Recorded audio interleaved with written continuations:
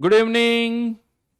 खुश रहो, स्वस्थ रहो, सभी को एक एक मौला आशीर्वाद।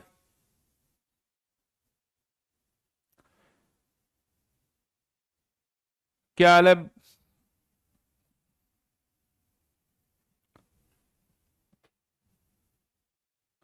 अच्छा, टेस्ट भी तो था आप लोगों का।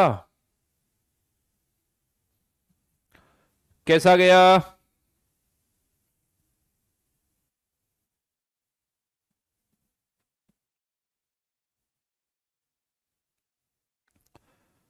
पेपर कैसा गया? जल्दी से मार्क्स भी बता दो, अपने रैंक भी बता दो। दोनों ही साथ में लिखो। अथर 188 मार्क्स, रैंक भी बताओ अथर। जल्दी जल्दी भाई, क्या हो गया? ऐसा क्या पूछ लिया मैंने जो तुम सब लोग चुप हो गए? हम्म।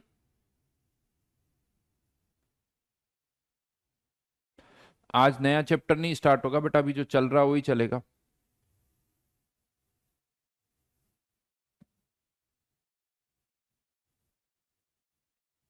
अभी बहुत सारे लेक्चर्स बाकी उसमें। रैंक 31 बेटा, मार्क्स भी लिखो। आधा एक चीज लिखते हो, दूसरी गायब कर देते हो। मैं बोल रहा हूं मार्क्स और रैंक एक साथ लिखो। हाँ जी। आवाज आ रही मेरी या नहीं आ रही है? हम्म। आवाज आ रही क्या? स्कूल के एग्जाम की वजह से टेस्ट नहीं दे पाया। हाँ, अब आने लगे comment. 35 marks, 105 marks, 54 and 79 marks. અને पेपर 2।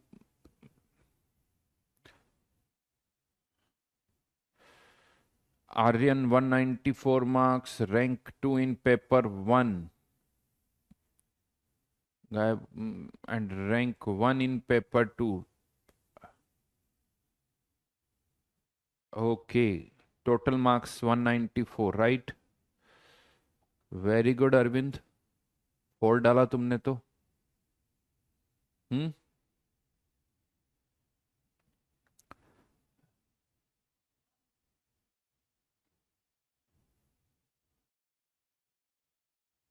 वैसे कल IOQM का भी टेस्ट था, राइट?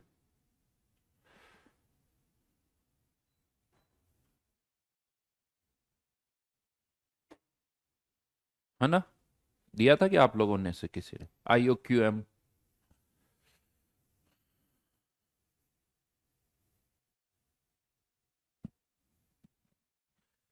गर्मी हो रही है यार।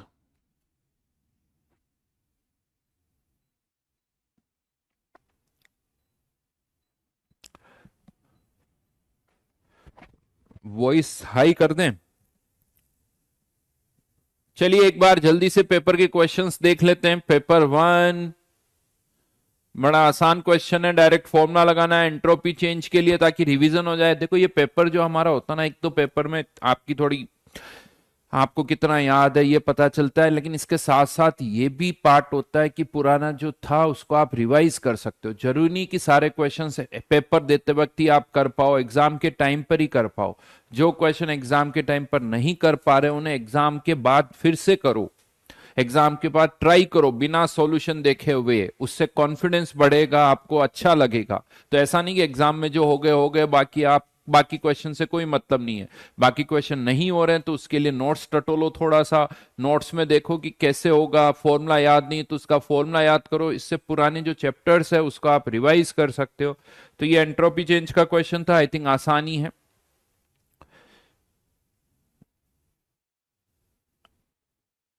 ये पेसेस दे रखा है, 8 ग्राम वीक एसिड, मॉलिक्यूलर मास दे रखा है, 100 ml पानी में इसको डिसॉल्व किया।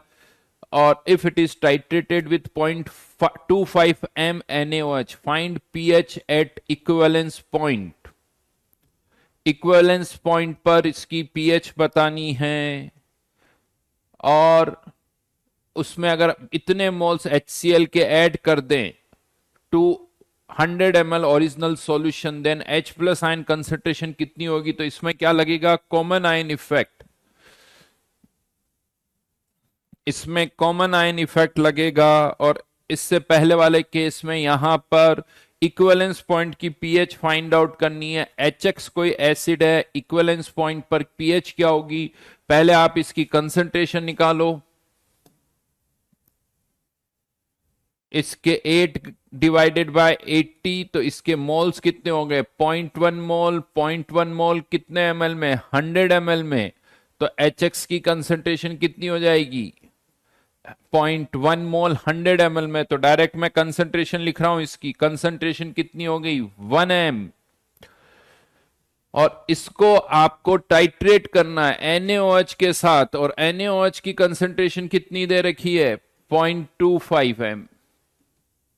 तो क्या दोनों के इक्वल वॉल्यूम मिक्स करने पर इक्विवेलेंस पॉइंट आएगा क्या, क्या दोनों के इक्वल वॉल्यूम मिक्स करेंगे तो इक्विवेलेंस पॉइंट आ जाएगा, नहीं आएगा, क्योंकि इसकी कंसंट्रेशन 1 m, उसकी 0.25 m। अगर इसका 1 लीटर अगर आपने लिया है तो इक्विवेलेंस पॉइंट के लिए इसके 4 लीटर मिक्स करने होंगे, इसके 4 लीटर, तब जाके इक्विवेलेंस पॉइंट आएगा।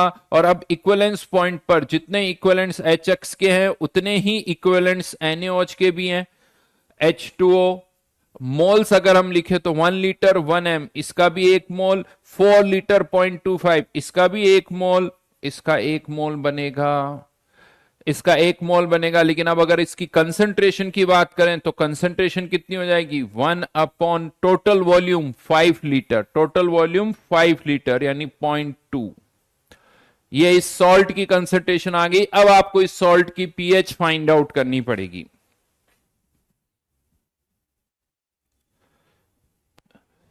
तो यहां पर कंसंट्रेशन इक्वल नहीं है। अच्छा क्वेश्चन है, बेसिक क्वेश्चन है।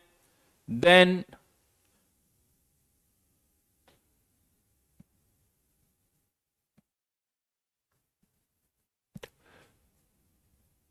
which of the following increases with dilution at a given temperature।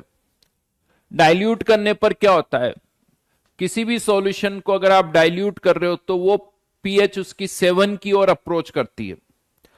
भाई जी बहुत ज्यादा पानी डालोगे तो उसकी एसिडिक या बेसिक नेचर क्या होगी, खत्म हो जाएगी। ऐसा थोड़ी होगा कि एसिडिक सॉल्यूशन बेसिक हो जाएगा या बेसिक एसिडिक हो जाएगा, ऐसा कुछ भी नहीं होगा, या एसिडिक और ज्यादा एसिडिक हो जाएगा।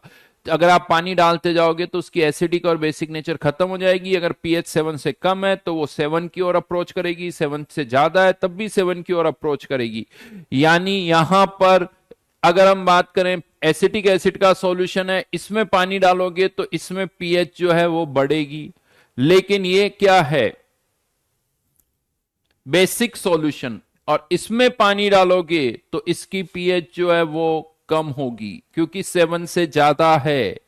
डिग्री ऑफ डिसोसिएशन, डाइल्यूट करने पर अल्फा की वैल्यू यहां पर भी बढ़ेगी और डाइल्यूट करने पर अल्फा की वैल्यू यहां पर भी बढ़ेगी। बट यहां पर अल्फा की वैल्यू बढ़ने पर अल्फा यानी यहां पर अल्फा बढ़ेगा, यहां पर भी अल्फा बढ़ेगा।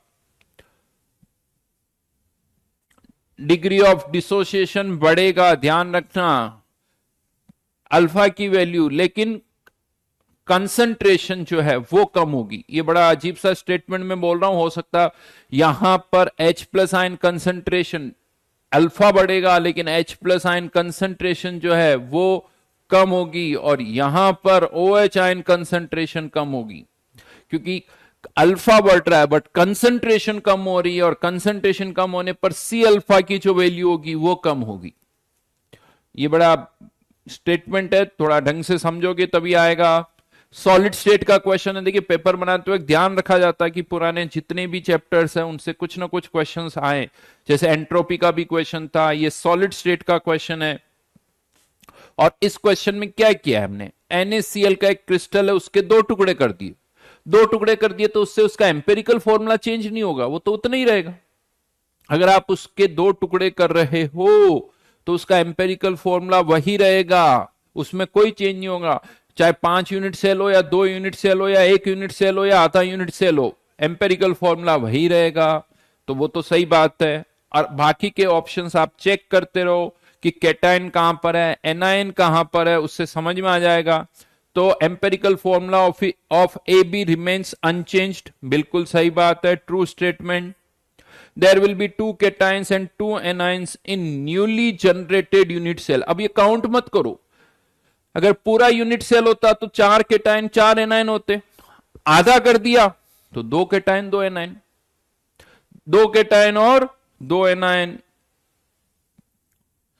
Cation will be present on each face center of the newly generated unit cell। देखो ये जो सेंटर वाला होगा ये तो फेस के सेंटर पर होगा, लेकिन ये एजेस के सेंटर पर भी है, यहां पर भी कैटाइन है, यहां पर भी कैटाइन है, तो ये स्टेटमेंट हो गया false. Newly generated unit cell will have same parameters that are of tetragonal lattice system। yes, tetragonal lattice system में a equals to B but not equals to C, सारे एंगल 90 डिग्री, तो यहां पर अभी भी सारे एंगल तो 90 degree है, a और b तो ये लेंथ और ये लेंथ तो अभी भी बराबर है, लेकिन ये वाली लेंथ छोटी हो गई, इसीलिए ये ट्रू है।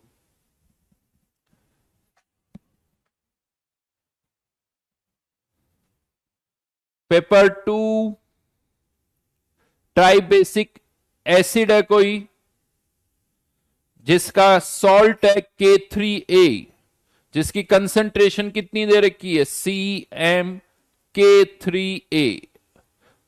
यहां पर हमें जो H3A है, dissociation constant of acids are K1 K2 and K3, और साथ में एक इंफॉर्मेशन और दे रखी है कि जो डिग्री ऑफ हाइड्रोलाइसिस है अल्फा जो है वो 1 से बहुत कम है, मतलब 1 के रेस्पेक्ट में आप x को नेग्लेक्ट कर सकते हो। अच्छा ये शीट का था क्या, बहुत बढ़िया, फिर तो बहुत अच्छी बात है। देखते हैं कितनों का हुआ है। फिर हाइड्रोलाइसिस की स्टेप्स लिखते जाओ, चेक करो कौन सा सही है कौन सा गलत है।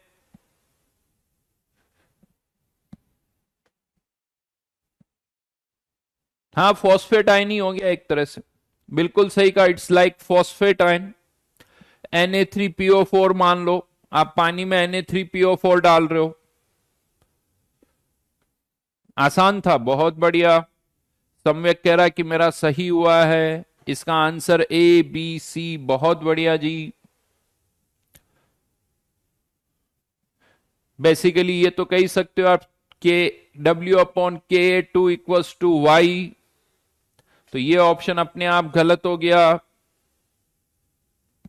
और ये जो वैल्यू आती है यानी KW/Ka3 इक्वल्स टू XZ/Y, और ये जो Z है वही H3A की कंसंट्रेशन है, यानी आपको Z के लिए सॉल्व करना है, उसके लिए X पुट करो Y पुट करो, सॉल्व हो जाएगा।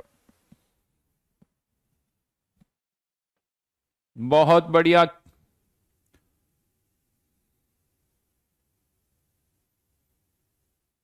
और ये बेसिकली किसकी कंसंट्रेशन है, x की वैल्यू क्या होगी, x² / C - x, इसमें से x नेग्लेक्ट कर सकते हैं, तो KW अपॉन, ये मैंने थोड़ा गलत लिख दिया, यहां Ka3 नहीं Ka1 होगा, थर्ड रिएक्शन में Ka1, यहां Ka3 होगा, यहां Ka3 होगा, तो x की वैल्यू कितनी आ गई, KW अपॉन Ka3 का स्क्वायर रूट। तो ये आगरा ऑप्शन सही हो गया। यहां से x की वैल्यू पुट कर देना, y की वैल्यू पुट कर देना, तो ये भी आ जाएगा।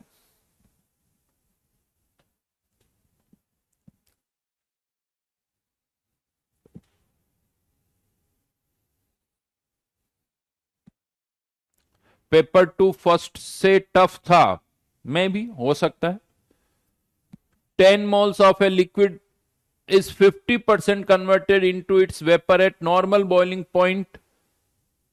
at normal boiling point ध्यान रखना 273 डिग्री सेल्सियस दे रखा है, तो केल्विन में कन्वर्ट करोगे तो 546 केल्विन।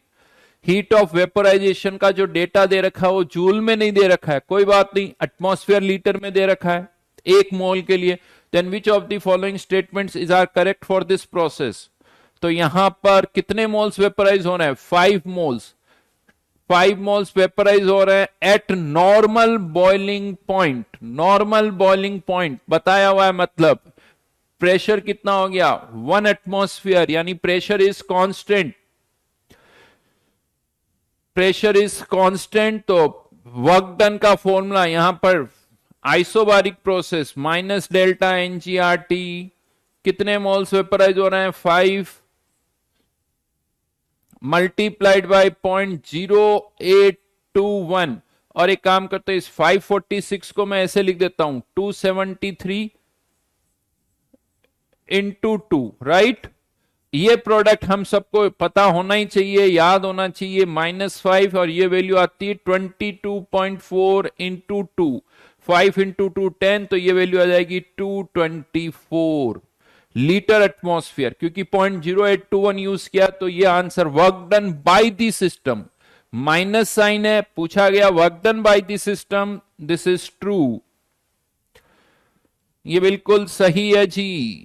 डेल्टा एच 1 मोल का इतना है, तो 5 मोल का कितना होगा, तो B option 273 into 5, I think ये भी सही है। Entropy of surroundings decreases by, system को हीट मिल रही है तो सराउंडिंग्स हीट दे रहा है, कितनी दे रहा है, सराउंडिंग्स ने इतनी हीट दी 273 इंटू 5। हाँ लेकिन ये किस में है, एटमॉस्फेयर लीटर में, divided by temperature of the surroundings, surroundings का टेम्परेचर वही होगा जो सिस्टम का टेम्परेचर होगा, तो यहां पर 546 मतलब 273 इंटू 2 2.5, डिक्रीजेज लिखा हुआ, डिक्रीजेज लिखा हुआ नहीं तो साइन आना चाहिए, तो अगेन ये भी ट्रू हो गया। और फिर डेल्टा यू निकाल सकते हो, delta H equal to delta U plus delta N G R T.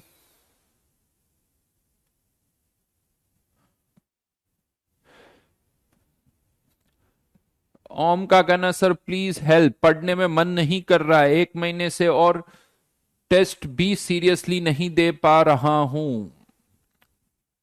बेटा यार ओम मन क्यों नहीं कर रहा है, व्हाट हैपेंड, क्या हुआ। तो इसमें मैं बस देखो बहुत ज्यादा तो अभी नहीं बोल सकता, बट इतना कह सकता हूं कि आई डोंट नो, अगर मार्क्स के कारण है कि मार्क्स कम आते हैं, अच्छे मार्क्स नहीं आ रहे हैं, तो देखो ओम मैं ये बता दूं कि मार्क्स कितने भी आ रहे हो तुम्हारे, ये दिमाग में रखो कि अगर हम पढ़ेंगे तो जितने भी आ रहे हैं वो बढ़ेंगे, जितने भी आ रहे हैं वो जरूर बढ़ेंगे अगर हमने कंटिन्यूसली पढ़ाई की तो। चाहे वो अभी 10% हो तो हो सकता है 20% हो जाए, 20% हो तो हो सकता है 25% हो जाए, 5% हो तो हो सकता है 15% हो जाए। ये दिमाग में रखो कि वो मार्क्स बढ़ के रहेंगे। और ये जो मेहनत तुम करोगे, जो आने वाले अभी कुछ महीनों में जो एफर्ट्स तुम लगाओगे, ये ध्यान रखना ये फ्यूचर में तुम्हारी लाइफ टाइम में तुम्हें जरूर हेल्प करेगी। ऐसा नहीं होगा कि ये तुम्हें हेल्प नहीं करेगी, ये डेफिनेटली हेल्प करेगी। जब तक हमारे पास कोई और ऑप्शन नहीं हो, देखो भाई अभी तुमने साइंस ले रखी है, राइट नाउ हमें साइंस ले रखी, तो हमें 12th और जेई अच्छी तरह से देना है। कोई जरूरी नहीं है कि आप जब भी कोई एग्जाम दो आपको सक्सेस मिले, ये कोई जरूरी नहीं है। हर कोई एग्जाम देता है, हर बार वो सक्सेसफुल नहीं होता है, लेकिन जो उसकी एफर्ट्स होती ना, जो उसकी एफर्ट्स होती है वो डेफिनेटली फ्यूचर में उसको कुछ ना कुछ सक्सेस दिलाती है। शॉर्ट टर्म नहीं देखो, हर चीज को शॉर्ट टर्म में नहीं देखा जाता बेटा। बहुत सारे ऐसे स्टूडेंट्स है 12th में एग्जाम देते हैं नहीं होता, और मैंने देखा है वही स्टूडेंट्स 13 में भी देते हैं, ड्रॉपर में भी देते हैं और बहुत अच्छी रैंक आती है, और वो खुश हो जाते हैं, अच्छा है कि सर पिछले साल नहीं हुआ। क्यों सर, पिछले साल होता तो पता नहीं सर मेरी 10-12 हजार रैंक आती, मैं कोई कॉलेज ले लेता, मेरा नहीं हुआ, और इस बार मैंने दिया तो मेरी रैंक अंडर 1000 आ गई, अंडर 2000 आ गई, मेरे को अच्छा कॉलेज मिल गया। तो ऐसा भी हो सकता है और होता भी है, आपको पता है।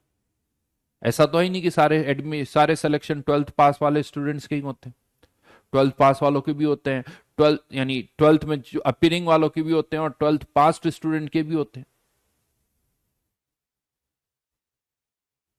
और ये भी ध्यान रखो कि ऐसा भी नहीं कि सारे सक्सेसफुल बिजनेसमैन जो है, एंटरप्रेन्योर्स है, जो स्टार्टअप चला रहे हैं, सब आईआईटीएंस है, ऐसा भी नहीं है। हाँ, लेकिन सब में पता है कॉमन एक ही चीज है, वो सारे आईआईटीएन नहीं है, लेकिन सब में कॉमन एक बात है, उन सब ने बहुत मेहनत की है और वो बहुत मेहनत अभी भी कर रहे हैं। वो बहुत मेहनत कर चुके हैं और बहुत मेहनत अभी भी कर रहे हैं, इसीलिए वो सक्सेसफुल है। और ये आप भी ध्यान रखना, ऐसा भी नहीं कि मतलब मेहनत कर ली बस अब कुछ नहीं करना पड़ेगा यार।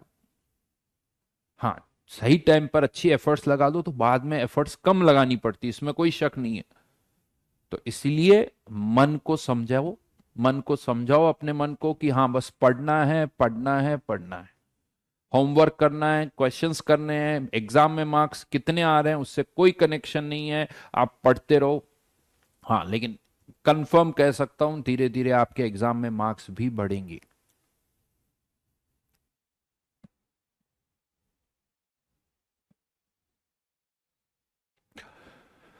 अवीर Ali Singh sir, maths last में अटेम्प्ट करने के लिए बस 40 मिनट्स ही रह जाते हैं। बेटा ये तरीका ही गलत है बेटा। ऐसे थोड़ी कि एक फिजिक्स उठा ली तो फिजिक्स करते ही जा रहे हो, केमिस्ट्री उठा ली तो केमिस्ट्री करते ही जा रहे हो। शायद मैंने आपको पहले भी बताया हुआ है पेपर को अटेम्प्ट करने का सही सही तरीका क्या है। आप फिक्स कर लो केमिस्ट्री के लिए मैक्सिमम 45 मिनट्स, फिजिक्स के लिए 1 आवर और मैथ्स के लिए भी 1 आवर, और लास्ट के 15 मिनट्स, लास्ट के पहले नहीं, वो लास्ट के 15 मिनट्स लास्ट में किसको देने हैं वो बाद में डिसाइड करना। वैसे भी वो लास्ट के 15 मिनट्स जो होते हैं आपकी एफिशिएंसी उसमें वैसे ही कम हो जाती है क्योंकि 3 आवर्स होने लगते हैं। इनफैक्ट लास्ट का 1 आवर जो है ना वो इतना एफिशिएंट नहीं होता है। इसीलिए मैं कहता हूं कि आप कोई भी सब्जेक्ट करो, जैसे फॉर एग्जाम्पल आपने अगर मैथ्स पहले की तो 1 आवर में जितनी मैथ्स हो जाए करके छोड़ दो, फिर 1 आवर में फिजिक्स जितनी हो जाए करके छोड़ दो, फिर 45 मिनट्स में केमिस्ट्री जितनी हो जाए वो ठीक है। अब जो 15 मिनट्स बचे वो ये सोचो कि यार केमिस्ट्री में दूं या 15 मिनट्स, या मैथ्स में दूं या फिजिक्स में दूं, वो लास्ट में जाके डिसाइड करो। बट 1 आवर, लेट से आपने पहले केमिस्ट्री से स्टार्ट किया, 45 मिनट्स होते ही केमिस्ट्री को वहीं पर छोड़ दो। ये नहीं कि सर 2 क्वेश्चन मैंने पढ़े ही नहीं, 2 क्वेश्चन छूट गए। बेटा या तो ये पहले ही पता करना था, अब या तो केमिस्ट्री के 2 क्वेश्चन छूटेंगे, 3 क्वेश्चन छूटेंगे, या मैथ्स के छूटेंगे, या फिजिक्स में छूटेंगे। तो 45 मिनट्स बिल्कुल शार्प, छूट रहे हैं तो छूट रहे हैं, छोड़ दो, पहले दूसरे सब्जेक्ट पर आओ। दूसरे सब्जेक्ट का टाइम स्टार्ट हो गया मतलब दूसरे सब्जेक्ट पर आ जाओ। अब आपका फिजिक्स का, लेट से केमिस्ट्री पहले किया 45 मिनट्स पर, अब आपका फिजिक्स का टाइम आ गया और आप चाहते हो कि नहीं यार केमिस्ट्री में मेरे को 3 क्वेश्चन और करने हैं, तो या तो लास्ट के वो 15 मिनट्स में करना या फिजिक्स को जल्दी जल्दी करो, ताकि वहां से टाइम जब बच जाए तो वो केमिस्ट्री में दे सको। लेकिन 45 मिनट से ज्यादा नहीं देना है। 45 मिनट्स, दैट्स इट। ये नहीं कि सर ठीक है जो क्वेश्चन रनिंग है उसको कर लो, 45 मिनट्स के बाद केमिस्ट्री का एक भी नया क्वेश्चन नहीं पढ़ना आपको। 1 आवर के बाद फिजिक्स का एक भी नया क्वेश्चन नहीं पढ़ना है। और यहां पर ध्यान रखना वो 15 मिनट्स लास्ट के 15 मिनट्स ही है। ये नहीं कि सर आपने कहा तो मैंने एक काम कर दिया केमिस्ट्री 45 की मिनट जगह 1 आवर पहले दे दिया, नहीं, 1 आवर पहले नहीं होना चाहिए। समझ में आई मेरी बात? और वो आदत डालो ताकि थोड़ा सा एग्जाम में आपको पता रहे कि नहीं यार 45 मिनट्स में ही करना है या 1 आवर में, जिससे अपने आप स्पीड आती है। आपको पता है कि फिजिक्स 1 आवर में करना तो उससे अपने आप स्पीड बढ़ने लगती है। एक तो क्या फिजिक्स 1 आवर में नहीं हुई, चलो 10 मिनट और दे देता हूं, फिर नहीं हुआ 5 मिनट और दे देता हूं, ऐसे नहीं होता।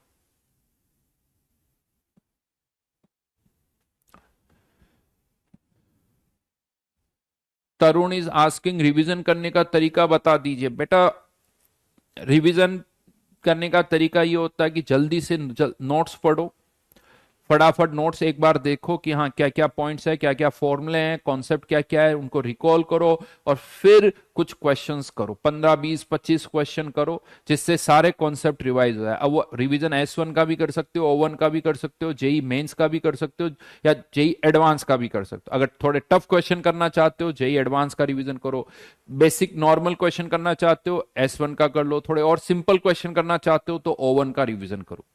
बट बहुत सारा टाइम नहीं है आपके पास, पहले हमेशा कोई भी चीज करने से पहले टाइम फैक्टर को जरूर सोचो। एक कोई चैप्टर उठा रहे हो तो पहले सोचो रिवीजन के लिए मेरे पास कितना टाइम है। आधा घंटा है तो रिवीजन नहीं होता है। किसी भी चैप्टर को रिवाइज करना तो कम से कम 1.5 या 2 आवर्स चाहिए। पहले उतना टाइम निकालो और फिर रिवीजन करने बैठो। अब मैंने पूछा कि सर रिवीजन में कौन से एक्सरसाइज करें। देखो ये स्टूडेंट टू स्टूडेंट वेरी करता है, इसका एक सिंगल आंसर नहीं हो सकता। अगर आपको लगता है कि आपके ओवन के क्वेश्चन आपसे आसानी से हो रहे हैं, सारे क्वेश्चन आपको आते हैं, तो उनको मत रिवाइज करो। आपको लगता है कि थोड़े टफ क्वेश्चन मुझसे नहीं होते हैं, तो आप फिर जेई एडवांस का रिवीजन करो। बट किसी को लगता है कि नहीं सर मैं तो चैप्टर भूल गया, मुझे फॉर्मूले भी नहीं याद है, क्वेश्चन में टाइम लग रहा है, तो पहले आप O1 करो या S1 का रिवीजन करो। तो ये पर्सन टू पर्सन वेरी करेगा।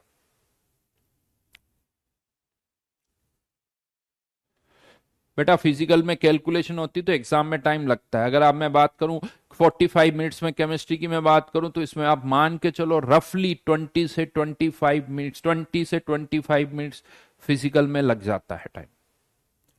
क्योंकि इनऑर्गेनिक के क्वेश्चन बहुत जल्दी हो जाते हैं, ऑर्गेनिक में भी कम टाइम लगता है, तो अप्रोक्सीमेटली 20 मिनट्स, 20 से 25 मिनट्स, 5-6 क्वेश्चन है। आप सोचो अगर पेपर में 18 क्वेश्चन है, 18 में से 6 या 7 क्वेश्चन आ जाते हैं पेपर में। अगर आप एवरेज देखोगे तो आउट ऑफ 18 7 क्वेश्चन फिजिकल के होते हैं, 7 क्वेश्चन फिजिकल के एवरेज 3 मिनट भी काउंट करते हो तब भी 21 मिनट्स हो जाते हैं। और 3 मिनट में क्वेश्चन करना इतना आसान काम नहीं है। तो डेफिनेटली 20 से 25 मिनट्स के बीच में एग्जाम में फिजिकल में टाइम लगेगा। ऑर्गेनिक में थोड़ा ज्यादा लगता है, इनऑर्गेनिक में और कम लगता है।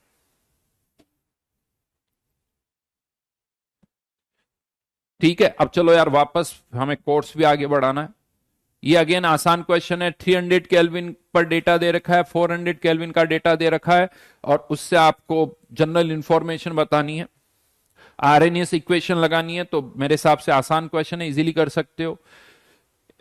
Equilibrium constant of A reaction of weak acid H with strong base, ये ध्यान रखना। इनफैक्ट थोड़ा रिकॉल कर सकते हो, एक तरह से ये एसिटिक एसिड ही हो गया।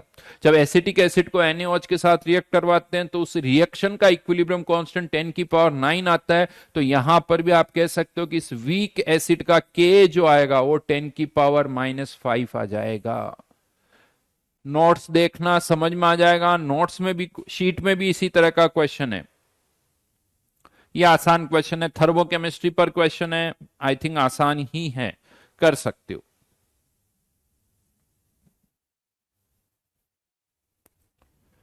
ठीक है, तो लास्ट क्लास में ये होमवर्क मैंने और दिया था आपको O1, S1 और O2 में।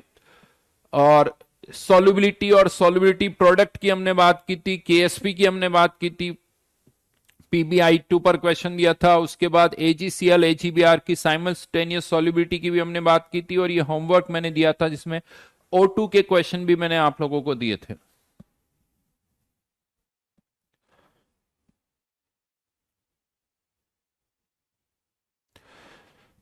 पुलकित इज सेइंग रोज 25 to 30 मिनट्स। मुझे लगता है पुलकित रादर देन इसको आप ऐसे करो, इसको करो 2 दिन में 1 घंटा निकालो, और 1 घंटे में कोशिश करो कि हाँ 1 दिन नोट्स पढ़ो, फिर अगली बार उस पर कुछ क्वेश्चंस करो।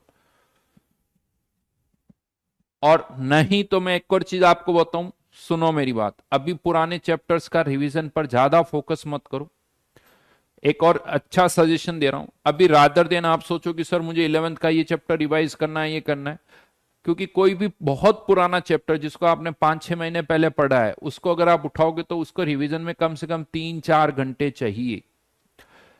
अब होता क्या, मैं आपको बताऊं, आपके पास आप रिवीजन स्टार्ट कर देते हो, आधे घंटे आप नोट्स पढ़ते हो, आज नोट्स पढ़ लिया आपने, और पता चला कि फिर 5 दिन तक उससे रिलेटेड कुछ किया ही नहीं। तो हुआ क्या, जो आज नोट्स आपने पढ़े ना आधे घंटे, वो भी आपको याद नहीं हुए क्योंकि आपने प्रैक्टिस नहीं की, और वो आधा घंटा भी आपका वेस्ट चला गया, खराब हो गया, वो वेस्टेज हो गया वो। तो रिवीजन करते वक्त पहले ये सोचो कि हाँ हमारे पास 1.5-2 घंटे होने चाहिए, क्योंकि रिवीजन मतलब या नोट्स पढ़ने के साथ साथ कुछ क्वेश्चंस भी आपको करने हैं, नोट्स के साथ साथ कुछ क्वेश्चंस भी आपको करने हैं, तभी जाके वो रिवीजन होता है, तभी पॉइंट्स याद रहते हैं। बिना प्रैक्टिस के वो पॉइंट्स याद नहीं रहते हैं। तो या तो आप संडे को करो, नहीं तो मैं आपको ये बताता हूं, अभी बहुत पुराने चैप्टर्स के रिवीजन के बारे में मत सोचो। अभी जो चैप्टर्स चल रहे हैं ना, उन्हीं को बहुत अच्छी तरह से करो। उन्हीं को अच्छी तरह से कैसे करो उसका तरीका बताओ। जैसे आयनिक है, आयनिक हम कर रहे हैं, बहुत सारे दिन हो गए। आयनिक के पहले आप, आयनिक के स्टार्टिंग में मैंने आपको होमवर्क दिया था। अब लेट से आयनिक के हमने अराउंड 15-20 दिन हो गए। इनिशियली जो क्वेश्चंस में आपको ज्यादा टाइम लगा था, उन्हीं को वापस से करो। यानी जब तक चैप्टर खत्म हो, कोशिश ये करो कि आयनिक की शीट 2 बार सॉल्व हो जाए। उससे आपकी स्पीड आएगी।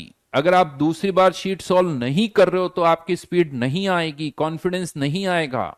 ये हमेशा दिमाग में रखो। तो जब तक चैप्टर चल रहा हो, तब तक आपकी शीट 2 बार सॉल्व हो जानी चाहिए।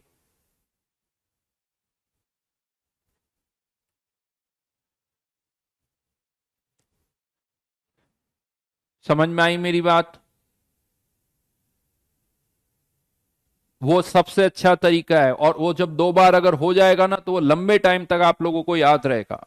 तो इसीलिए फोकस अभी इस पर करो कि आयनिक खत्म होते होते आयनिक की शीट 2 बार सॉल्व हो जाए। वो ज्यादा अच्छा तरीका है। इससे पहले हमने काइनेटिक्स किया तो एक दिमाग में होना चाहिए, हाँ सर काइनेटिक्स की शीट मेरी 2 बार हो चुकी है। रिवीजन, लक्ष्य ने लिखा सर रिवीजन के लिए O2S2 सॉल्व करें। देखो रिवीजन, पहले रिवीजन वर्ड यूज किया ना, तो रिवीजन किसे कहते हैं? जो एक बार पहले कर चुके हो उसी को वापस करो। O2S2 पर तब आओ जब आपको बाकी एक्सरसाइज में कॉन्फिडेंस आ जाए कि नहीं सर मेरे को S1 के सारे क्वेश्चन आते हैं, O1 के आते हैं, एडवांस के आते हैं। तब जाके आप O2S2 पर फाइट करना स्टार्ट करो। ठीक है। कैनी का पूछना कि sir what we should prefer, second time sheet और जेई पीवाईक्यू। बेटा शीट में पीवाईक्यूज है, फिर ये क्यों पूछ रहे हो तुम? शीट में पीवाईक्यूज नहीं है क्या?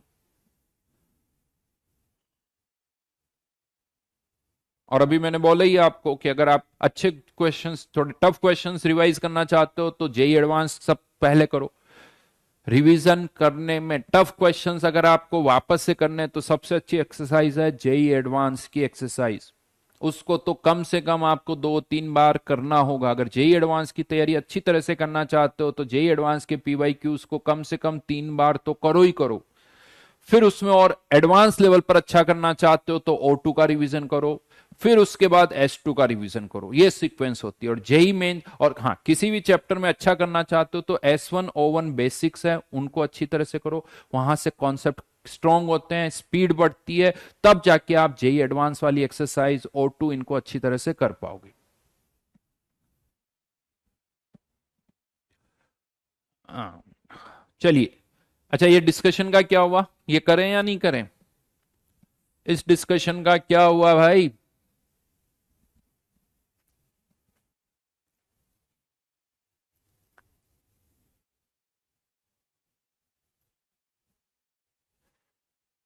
अमन is asking how to know that question solve होगा या नहीं। कभी कभी टाइम निकलता है और वो नहीं हो पाता। बेटा यही तो अमन प्रैक्टिस से हम सीखते हैं। यही तो प्रैक्टिस से सीखा जाता है। आप आज तुम मुझे फिजिक्स का क्वेश्चन दे दो, क्या होगा? मुझे थोड़ी समझ में आएगा कि ये होगा या नहीं होगा।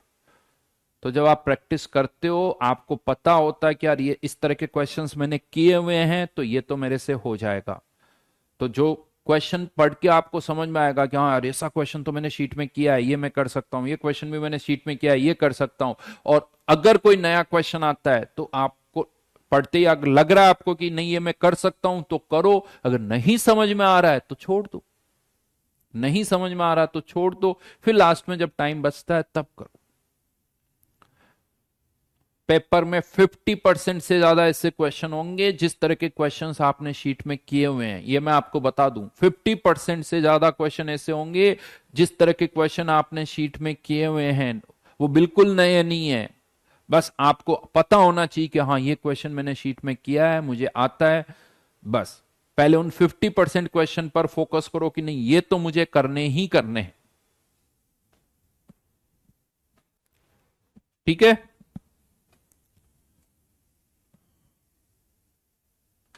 चलिए डिस्कशन कर लें या नेक्स्ट क्लास में? एक काम करते हैं, पूरा नहीं करते, O1 का तो कर ही लेते हैं। 81 से 88, 81 से 88, जल्दी से डाउट्स बोलिए।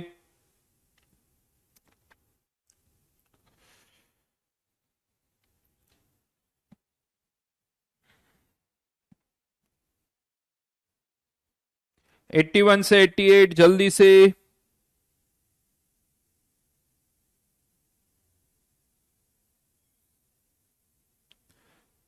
85, 86 में डाउट्स हैं।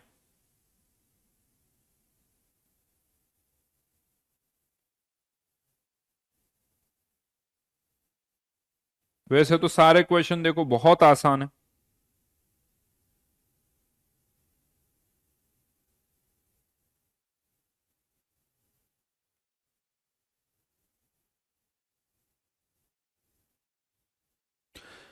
Which of question number 85, which of the following is most soluble in water. सबका केएसपी दे रखा है, सॉल्युबिलिटी निकालो और कंपेयर करो।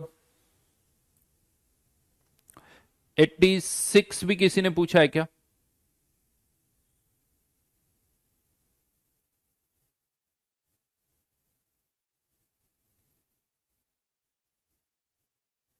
क्वेश्चन नंबर 86 में पहले सॉल्युबिलिटी निकालो और फिर वापस से सॉल्युबिलिटी निकालो जब उस पर कॉमन आयन इफेक्ट लग रहा है। कॉमन आयन इफेक्ट के कारण सॉल्युबिलिटी कम हो जाएगी। दोनों सॉल्युबिलिटी का आपको रेशियो लेना है।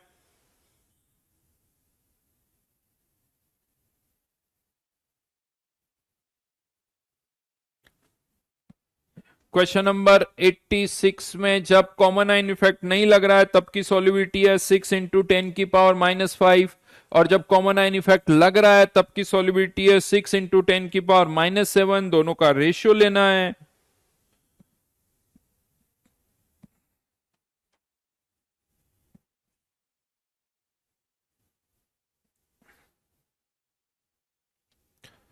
मुझे लग रहा है इसमें आंसर में कुछ गड़बड़ है क्या?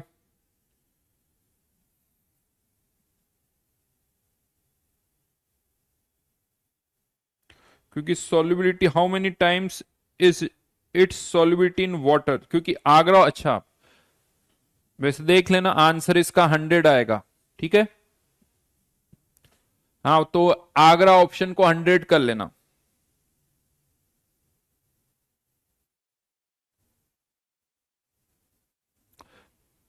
क्या प्रॉब्लम हो गई बेटा 87 में नवदीप?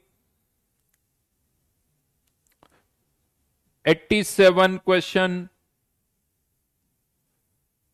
कॉमन आयन इफेक्ट लग रहा, आगरा में कोई कॉमन आयन इफेक्ट नहीं है तो आगरा में सॉल्युबिलिटी सबसे ज्यादा होगी। अब जहां कॉमन आयन इफेक्ट सबसे ज्यादा होगा वहां सॉल्युबिलिटी सबसे कम होगी। अब AgBr की सॉल्युबिलिटी की मैं बात कर रहा हूं तो कॉमन आयन इफेक्ट किसके कारण लगेगा? या तो Ag प्लस के कारण या ब्रोमाइड आयन के कारण। तो कहां पर Ag प्लस या ब्रोमाइड आयन की कंसंट्रेशन सबसे ज्यादा है? बॉम्बे ऑप्शन में ब्रोमाइड आयन की कंसंट्रेशन 0.2, कैलकाटा ऑप्शन में 0.1 और दिल्ली ऑप्शन में सिल्वर आयन की कंसंट्रेशन 0.1। तो यहां पर अगर हम देखें तो सी और डी ऑप्शन में कॉमन आयन इफेक्ट उतना ही लग रहा है, यहां पर भी 0.1, यहां पर भी 0.1, तो सी और डी ऑप्शन में सॉल्युबिलिटी सेम होगी। लेकिन बॉम्बे ऑप्शन में कॉमन आयन इफेक्ट सबसे ज्यादा है, बॉम्बे ऑप्शन में कॉमन आयन इफेक्ट सबसे ज्यादा है, तो बॉम्बे ऑप्शन में सॉल्युबिलिटी सबसे कम होगी। जहां प्रोडक्ट की कंसंट्रेशन ऑलरेडी ज्यादा है वहां सॉल्युबिलिटी कम होगी क्योंकि यहां कॉमन आयन इफेक्ट ज्यादा होगा। 88 तक दिए थे मैंने।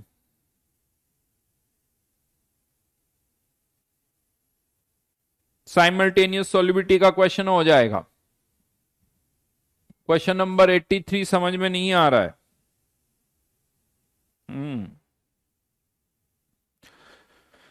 क्या बोलूं बेटा, क्लास में करवाया हुआ क्वेश्चन है लेकिन अब क्या बोल सकते हैं इसको, सोचना थोड़ा सा नैतिक।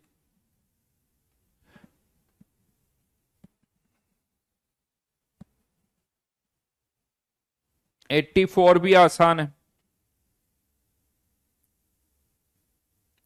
क्वेश्चन नंबर 84 में जब हीटअप किया तो 1 लीटर को जब हमने हीटअप किया तो केवल 7 ग्राम सब्सटेंस बचा। हीट अप करने पर कौन बचेगा, कैल्शियम कार्बोनेट, यानी 1 लीटर में कैल्शियम कार्बोनेट कितने ग्राम है, 7 ग्राम। तो कैल्शियम कार्बोनेट के कितने मोल्स हो गए, 7 डिवाइडेड बाय इसका मोलर मास 100। ये क्या आ गई, कैल्शियम कार्बोनेट की कंसंट्रेशन, मतलब उसकी सॉल्युबिलिटी।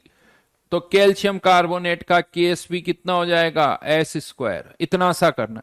तो पेन चलाया करो, है ना, पेन चलाओगे तो सब होगा। जो डेटा दे रखा है उसमें थोड़ा उनसे खेला करो, सब समझ में आ जाता है। जब मोबाइल होता है ना, मोबाइल में कोई भी गेम्स, पहले किसी को नहीं पता होता कि आगे क्या होगा, कैसे मूव करेंगे, लेकिन क्या करते हैं हम, खेलते हैं, हर एक बार थोड़ा एक स्टेप आगे बढ़ते हैं, लेवल बढ़ता रहता है। पहले फर्स्ट एक बार सेकंड लेवल तक पहुंचे, फिर हार जाते हैं, फिर नेक्स्ट टाइम थर्ड लेवल तक पहुंचते हैं, फिर मर जाता है जनरली करेक्टर, फिर फोर्थ लेवल तक हम फाइट करते हैं, फाइट करते हैं, देखते हैं।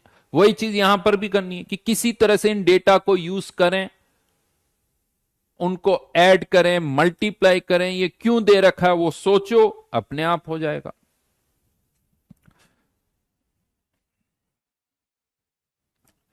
नेक्स्ट हेडिंग डालिए, application of Ksp, application of Ksp.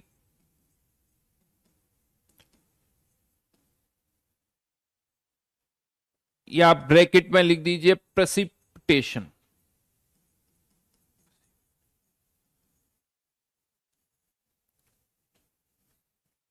Ksp का एक सबसे बड़ा एप्लीकेशन पार्ट है प्रेसिपिटेशन। और ये जो हम पढ़ रहे हैं ना, ये आपको, ये जो हम अभी पढ़ने वाले हैं, ये इनऑर्गेनिक केमिस्ट्री में भी काफी हेल्प करेगा आपकी। इनऑर्गेनिक में जब आप सॉल्ट पढ़ते हो, सॉल्ट एनालिसिस, तो उसका जो कॉन्सेप्ट है वो यहीं से निकल के आता है। अगर ये जो मैं बातें बता रहा हूं तो उस सॉल्ट एनालिसिस का कॉन्सेप्ट जो है बहुत अच्छी तरह से आपको समझ में आ जाएगा। ठीक है, तो एप्लीकेशन ऑफ केएसपी,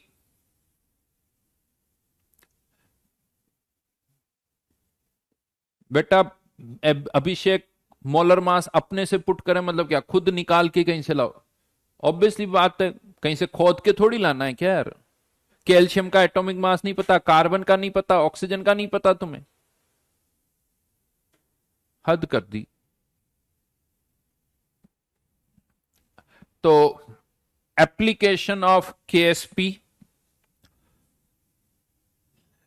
एक सॉल्यूशन में Ag प्लस आयंस प्रेजेंट है, और इस सॉल्यूशन में अगर हम Cl आयन डालें तो नॉर्मली हम बोलते हैं कि Ag प्लस के सॉल्यूशन में Cl आयन डालने पर AgCl का क्या पड़, AgCl का प्रेसिपिटेट बनता है, नॉर्मली हम ये बोलते हैं, राइट। अगर AgCl का प्रेसिपिटेट बन रहा है, मतलब आप ये कह सकते हो कि ये जो रिएक्शन है वो किस डायरेक्शन में जा रही है, बैकवर्ड डायरेक्शन। एरो में कैसे भी बनाऊं उससे कोई मतलब नहीं है, एरो में केवल एक डायरेक्शन में बनाऊं, दोनों डायरेक्शन में बनाऊं, सीधी सी बात है, रिएक्टेंट से प्रोडक्ट बन सकता है, प्रोडक्ट से रिएक्टेंट भी बन सकते हैं, जस्ट टर्मिनोलॉजी है। और इस रिएक्शन को मैंने ऐसे इसलिए लिखा है क्योंकि इसका इक्विलिब्रियम कांस्टेंट क्या है, केएसपी। मैं रिवर्स करके भी लिख सकता हूं, लेकिन रिवर्स करके लिखने पर फिर इक्विलिब्रियम कांस्टेंट क्या बोलना पड़ेगा, 1/KSP, इसीलिए रिएक्शन को ऐसे लिखा हुआ है। या इन शॉर्ट में यहां पर ऐसे कह दूं आप लोगों को कि कहीं पर भी अगर मैं रिएक्शन इस तरह से लिख रहा हूं तो इसका यह मतलब बिल्कुल नहीं है कि कंटेनर में मैं ए डाल के बी प्रोड्यूस कर रहा हूं। अगर मैंने रिएक्शन ऐसे लिखी तो ऐसा भी हो सकता है कि कंटेनर में मैं बी डाल रहा हूं और बी से क्या बन रहा है, ए बन रहा है, कोई प्रॉब्लम नहीं। इसके 5 मोल्स डाले, बी से ए बनेगा, मान लो इसमें से कितने रिएक्ट कर गए, एक्स, तो इसके 5 माइनस एक्स, तो इसके कितने बनेंगे, एक्स, लिख सकते। अगर ये कम होगा तो ये बढ़ेगा, ये कम होगा तो ये बढ़ेगा, दैट्स इट। और ये इक्विलिब्रियम कांस्टेंट है, इक्विलिब्रियम कांस्टेंट यानी इक्विलिब्रियम कांस्टेंट कैसे डिफाइन होता है, इक्विलिब्रियम पर बी की कंसंट्रेशन अपॉन इक्विलिब्रियम पर ए की कंसंट्रेशन। इस इक्विलिब्रियम कांस्टेंट का मतलब ये है कि इक्विलिब्रियम पर बी अपॉन ए की कंसंट्रेशन। अगेन यहां पर एक चीज और बता देता हूं, इक्विलिब्रियम पर ना तो नेट ए बी में कन्वर्ट होता है, ना नेट बी ए में कन्वर्ट होता है, ये आपको भी पता है। इक्विलिब्रियम कांस्टेंट की वैल्यू सुनना अच्छी तरह से, इस पर डिपेंड नहीं करती कि ए से बी बन रहा है या बी से ए बन रहा है। इक्विलिब्रियम कांस्टेंट की वैल्यू इस पर डिपेंड करती कि रेशियो हम क्या ले रहे हैं। अगर बी अपॉन ए लिखोगे तो वो केसी ही रहेगा, और ए अपॉन बी करोगे तो 1 अपॉन केसी। यहां पर भी ये concentration of B upon concentration of A. बात समझ में आई मैं क्या कहना चाहता हूं? ये सही लिखा है या नहीं लिखा ये बता दो।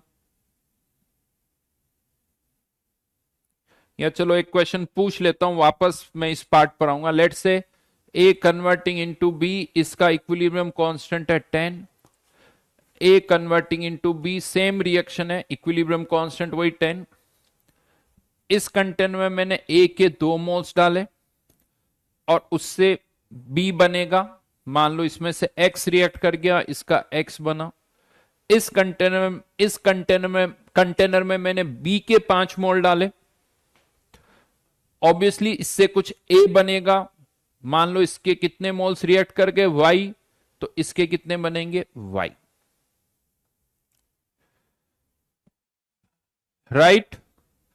अब अगर मुझे केसी का एक्सप्रेशन लिखना है, मान लो दिस इज केसी, तो क्या होगा यहां पर, KC equals to X upon 2 minus X, right. B की कंसंट्रेशन अपॉन ए की कंसंट्रेशन। यहां पर भी बी की कंसंट्रेशन अपॉन ए की कंसंट्रेशन, यानी 5 माइनस वाई अपॉन वाई। क्या लिखूं यहां पर, 10 या 1/10, 10 या 1/10। यहां पर तो ये 10 आ गया, यहां पर क्या लिखना है, 10 लिखना है या 1/10 लिखना है। नीरज का आंसर आ गया, अमन का आंसर आ गया, कैलाश का 1/10, एच का 1/10। दो बार मत लिखो, बस एक ही बार लिखो। समवेक का 1/10, एक ही बार आंसर लिखो। ग्रंथ का 1/10, सयारी का 1/10। वंश कह रहा है कि ऑब्वियसली 10, वंश इज सेइंग ऑब्वियसली 10। अच्छा, क्या कॉन्फिडेंस है भाई? यही कंफ्यूजन है बहुतों को। बहुतों को क्या लग रहा है कि ये 1/10 होगा, जबकि ये 1/10 नहीं, ये 10 ही होगा। ये लिख लो अच्छी तरह से। जो 1/10 बोल रहे हैं, मैं उनको बता दूं कि उनके दिमाग में क्या कंफ्यूजन है। जो 1/10 बोल रहे थे, उनके दिमाग में एक सेंटेंस है कि अगर एक रिएक्शन रिवर्स में हो रही है तो उसका इक्विलिब्रियम कांस्टेंट इनवर्स हो जाता है, जो कि गलत स्टेटमेंट है। नॉर्मली हम क्या करते हैं कि एक रिएक्शन को रिवर्स करके लिख देते हैं, रिवर्स करके लिख देते हैं। जैसे ये रिएक्शन है, इसका K1 क्या होगा, concentration of B upon concentration of A. अब जब आप इस रिएक्शन को रिवर्स करके लिख देते हो, तो अब आप रेशियो क्या लेते हो, concentration of A upon concentration of B. यहां रेशियो बी अपॉन ए, यहां रेशियो ए अपॉन बी, तो ऑब्वियसली ये उल्टा होगा ही होगा। यानी इस रिएक्शन का इक्विलिब्रियम कांस्टेंट 1/K1। क्यों? क्योंकि यहां रेशियो बी अपॉन ए ले रहे थे, यहां रेशियो ए अपॉन बी ले रहे हो आप। अगर रेशियो उल्टा कर दिया तो इक्विलिब्रियम कांस्टेंट भी उल्टा हो जाएगा। बट बहुतों को अब क्या लगता है कि बहुतों के दिमाग में क्या फिट है कि अगर बी से ए बना तो बी से ए बने या ए से बी बने, अगर रेशियो बी अपॉन ए ले रहे हो, रेशियो बी अपॉन ए ले रहे हो, तो इक्विलिब्रियम कांस्टेंट 10 ही रहेगा। ए से बी बने या बी से ए बने, इससे मतलब नहीं है। यहां उल्टा क्यों हुआ? क्योंकि यहां ए अपॉन बी लिख रहे हो, इसलिए।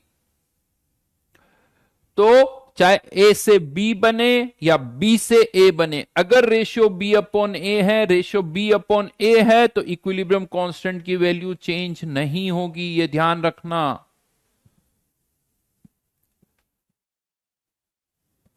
Got it? ये आगे मैं नहीं बताऊंगा, ये बहुत अच्छी तरह से इस चीज को ध्यान रखना। एक रिएक्शन को उल्टा, सही सेंटेंस बोल के सुना रहा हूं, एक रिएक्शन को रिवर्स करके लिखने पर इक्विलिब्रियम कांस्टेंट की वैल्यू इनवर्स हो जाती है। सुनना, रिवर्स करके लिखने पर, क्योंकि जब आप रिवर्स करके लिखते हो तो बी अपॉन ए की जगह अब आप ए अपॉन बी करते हो। एक रिएक्शन में ए से बी बने, बी से ए बने, इससे इक्विलिब्रियम कांस्टेंट की वैल्यू डिसाइड नहीं होती है। इससे इक्विलिब्रियम कांस्टेंट की वैल्यू डिसाइड नहीं होती है। इनफैक्ट जब आप इक्विलिब्रियम का एक्सप्रेशन लिखते हो तो उस मोमेंट पर तो ना तो ए बी में जा रहा है ना बी ए में जा रहा है, उस टाइम पर तो कोई रिएक्शन ही नहीं हो रही है, क्योंकि जब आप इक्विलिब्रियम का एक्सप्रेशन लिख रहे हो तो सिस्टम इज एट इक्विलिब्रियम, ना तो ए बी में जा रहा है ना बी ए में जा रहा है। तो ये अच्छी तरह से याद रखना, ये एक्सप्रेशन अच्छी तरह से लिख लेना वापस। मैं वापस नहीं बताऊंगा, इसके कारण कंफ्यूजन होता है बहुतों को। और दूसरी चीज जो मैंने कही थी, यहां पर हम रिएक्शन ऐसे ही लिख रहे हैं, दो यहां पर कंटेनर में हम क्या डालेंगे, Ag प्लस आयन के सॉल्यूशन में हम Cl आयन डाल रहे हैं, लेकिन रिएक्शन ऐसे ही लिख रहे हैं, यानी Ag प्लस और Cl आयन रिएक्ट करके AgCl बनाएंगे। हाँ, अब क्वेश्चन ये आता है कि Ag प्लस के सॉल्यूशन में जब हम Cl आयन डाल रहे हैं, Ag प्लस का सॉल्यूशन है उसमें मैंने Cl आयन ऐड किया, क्या AgCl का प्रेसिपिटेट बनेगा ही बनेगा, यानी क्या ये रिएक्शन रिवर्स में जाएगी?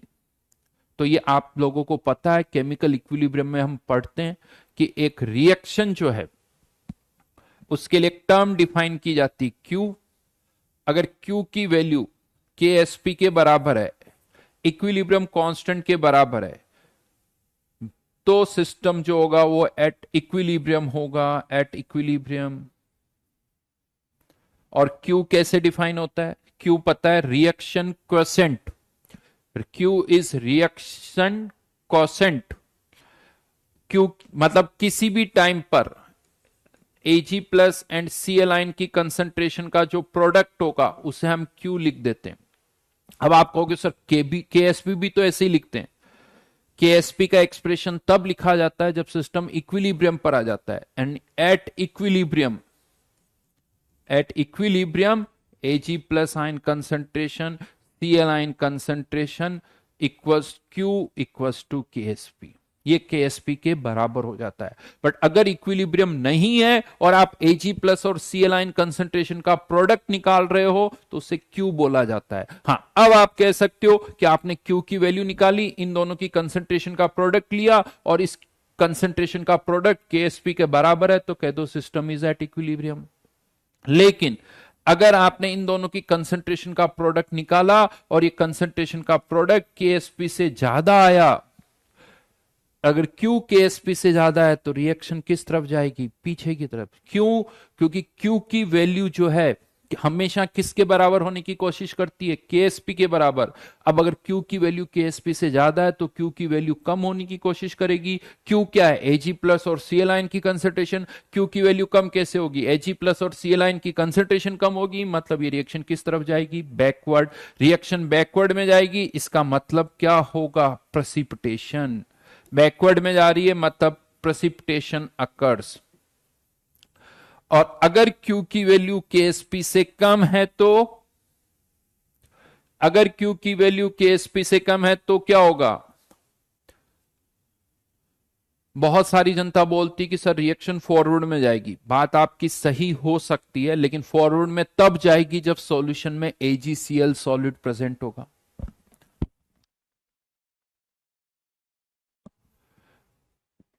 फॉरवर्ड में तब जाएगी जब AgCl सॉलिड प्रेजेंट होगा। हम यहां क्या कर रहे हैं? Ag प्लस के सॉल्यूशन में Cl आयन डाल रहे हैं। AgCl तो है ही नहीं, ये तो है ही नहीं।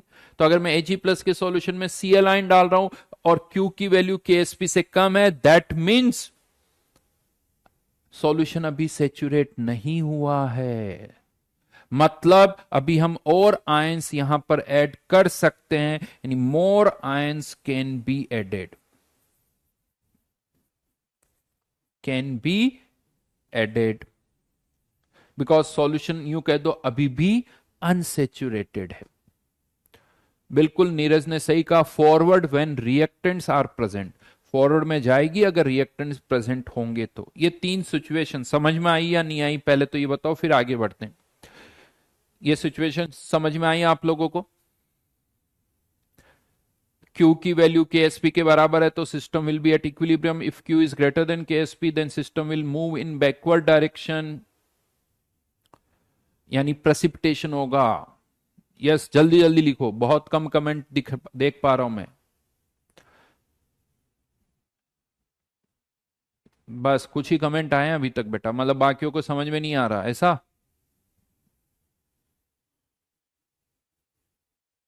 देख रहा हूं मैं, सबके नाम भी देख रहा हूं, देख रहा हूं कितनों को समझ में आया है, कौन कौन लिख रहा है.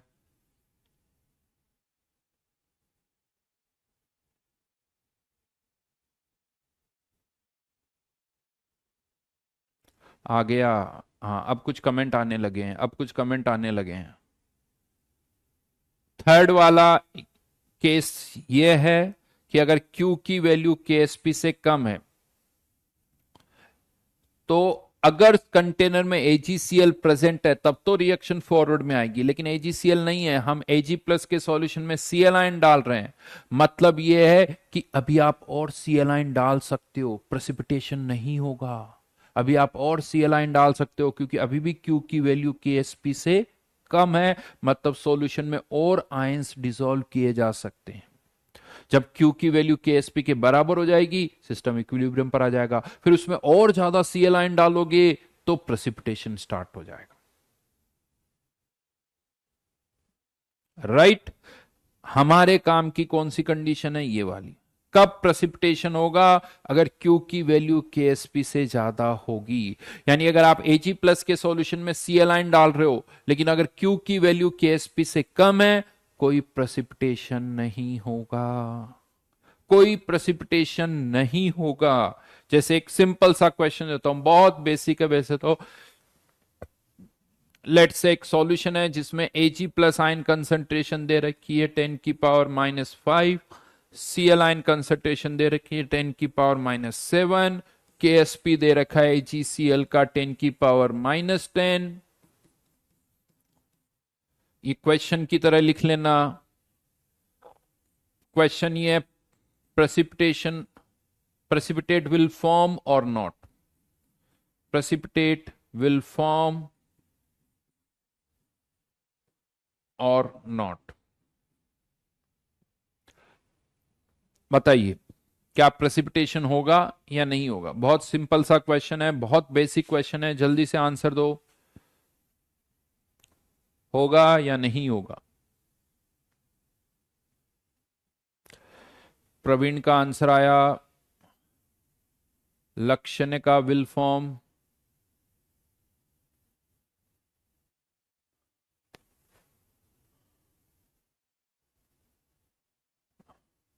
ज्यादातर का आंसर है नहीं होगा, बट कुछ लोगों ने बोल दिया होगा.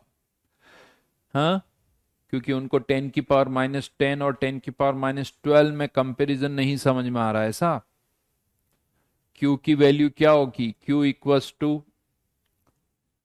10 की पावर -5 इंटू 10 की पावर -7 विच इज 10 की power -12 which is less than 10 raise to power -10, मतलब लेस देन KSP. अगर KSP से कम है तो कोई प्रेसिपिटेशन नहीं होगा. मतलब और आयंस चाहो तो अभी आप ऐड कर सकते.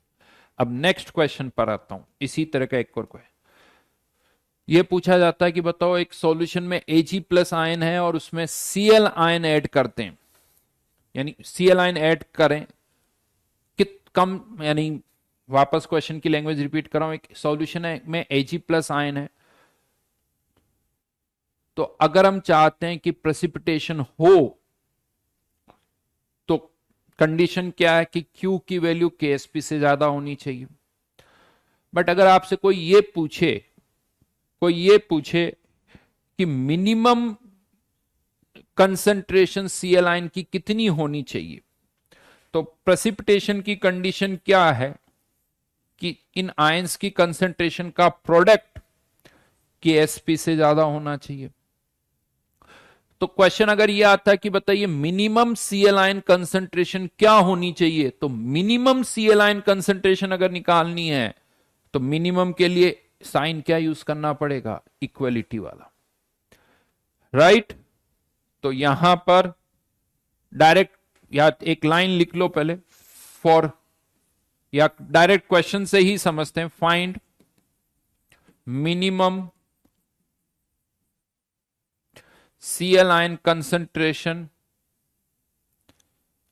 required to cause precipitation of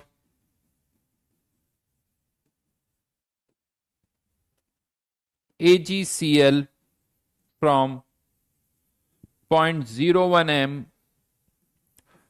AgNO3 solution। ध्यान रखना यहां पर इस नाइट्रेट आयन की कोई जरूरत नहीं है, AgNO3 लिखा हुआ है तो ये Ag प्लस और नाइट्रेट आयन में टूट जाएगा। हमें केवल किससे मतलब है, Ag प्लस से। नाइट्रेट आयन किसी भी रिएक्शन में नहीं लिखना है।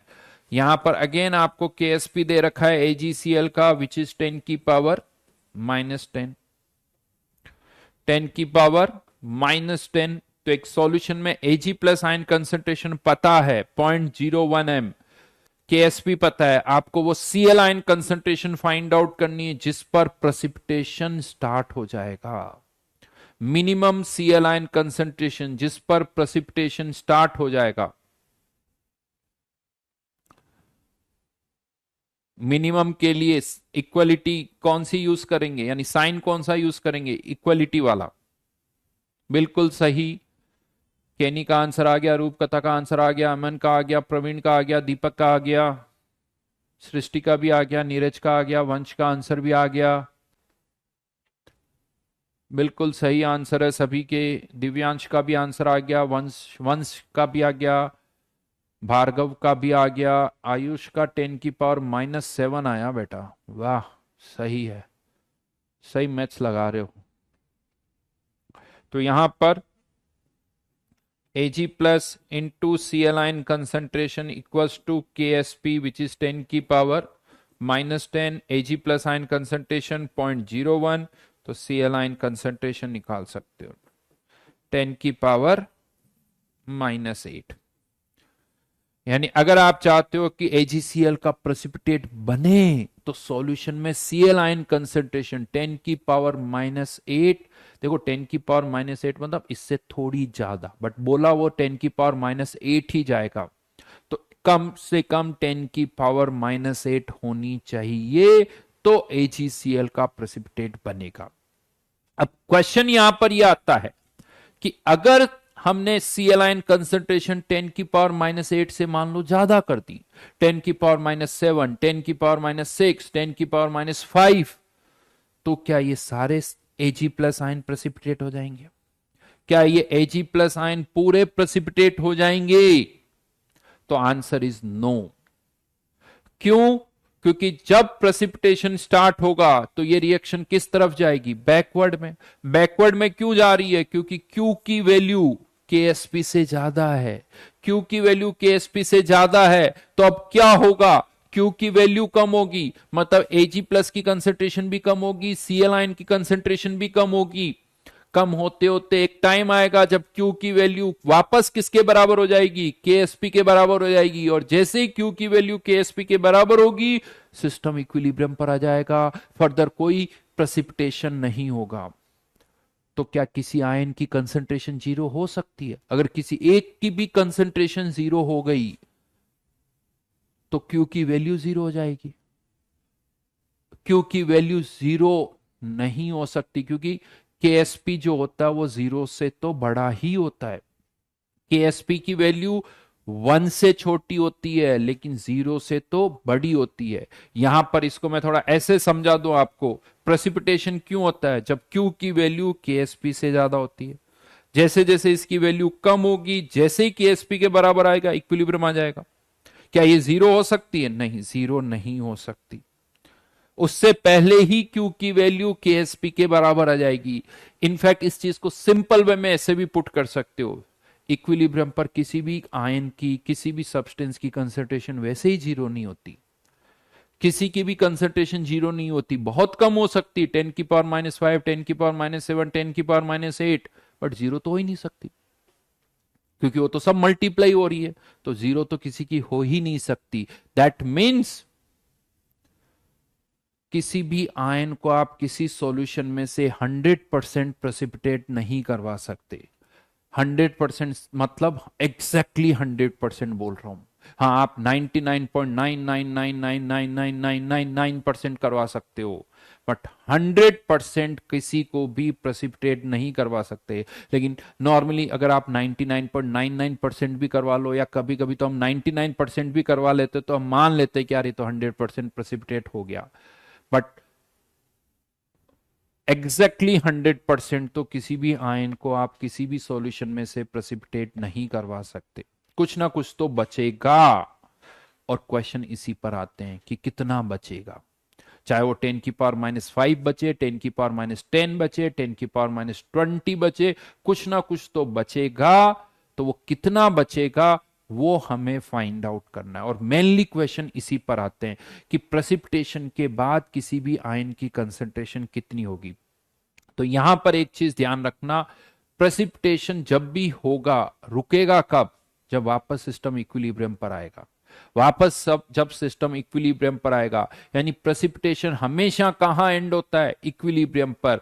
तो एंड प्रेसिपिटेशन जब भी एंड होगा, आयंस की कंसेंट्रेशन का जो प्रोडक्ट है वो किसके बराबर होगा, KSP के बराबर होगा। तो अब यहां पर एक इसी पार्ट में एक हेडिंग डाल दीजिए, calculation of concentration of ions after precipitation।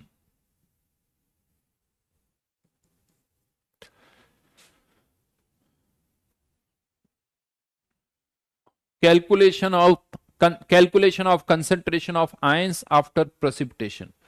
लेकिन इसमें मैं क्या अलग बताने वाला हूं आपको, यानी यूं कह दो कि मेरी क्या एक्सपर्टीज है, यानी क्योंकि ये हर बुक में मिलेगा आपको ये बात, ये वाला प्रेसिपिटेशन वाला केस हर बुक में मिलेगा। हाँ, लेकिन एक ही के सर का क्या कुछ एडिशन है इसमें, वो बताता हूं। यहां पर भी मैं क्वेश्चन को दो कैटेगरीज में डिवाइड करूंगा, और मैं आपको बताऊंगा कि जो सेकंड कैटेगरी होती है वो ज्यादा आसान होती है, लेकिन बहुतों को ये पता ही नहीं होता कि दो कैटेगरीज है, दोनों को वो एक ही तरह सॉल्व करते हैं और उससे वो क्वेश्चंस गलत हो जाते हैं। और जब एक दो क्वेश्चन गलत हो जाते हैं तो ऐसा लगता है सर मुझे तो समझ में ही नहीं आ रहा, तो फिर वो कोई से भी क्वेश्चन वहां पर नहीं होते हैं। राइट? तो case one, if amount added is given, amount added is given,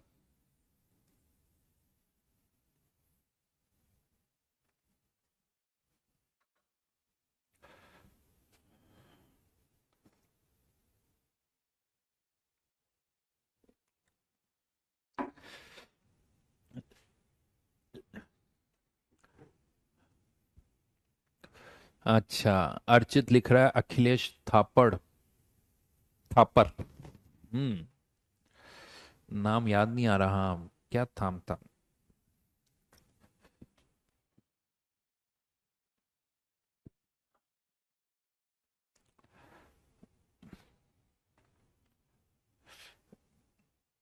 चलो अभी तो वापस इस पर आ रहा हूं मैं, लेकिन इससे पहले एक छोटा सा क्वेश्चन और आप लोगों से पूछता हूं।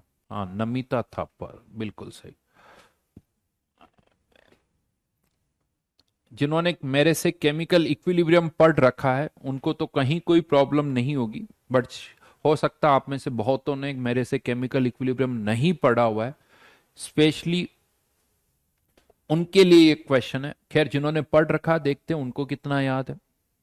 लेट्स से ये कोई केमिकल रिएक्शन है, ए कन्वर्टिंग इनटू बी, और इसका इक्विलिब्रियम कांस्टेंट है, मान लेते हैं 10⁵ क्वेश्चन ये है मेरा कि इनिशियली, या चलो थोड़ा इसको और इंटरेस्टिंग बनाते हैं, ए कन्वर्टिंग इनटू 2b, और इसकी वही कंसंट्रेशन है 1, तो बताइए इक्विलिब्रियम पर, इक्विलिब्रियम पर ए और बी की कंसंट्रेशन क्या होगी, या इक्विलिब्रियम पर खासकर ए की कंसंट्रेशन क्या होगी, ये बताइए। What will be the concentration of A at equilibrium? Initially इसकी कंसंट्रेशन है 1।